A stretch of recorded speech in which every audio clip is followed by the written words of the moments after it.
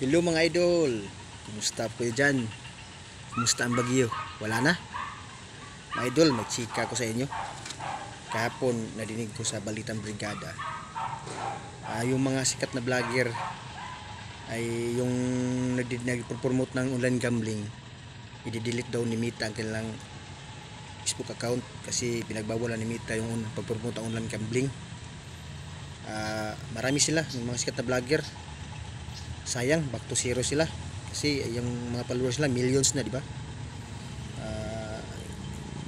Katulad nila ni Boy Tapang at saka ni Vic Disukatan at marami pang iba, ready for delete daw ni Mita ang kanilang mga account sa Facebook.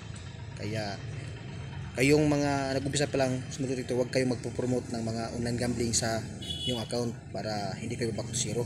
Ang pwede daw i-promote ay yung simple lang na like Bulitsi, Mahjong, at saka Tong Its.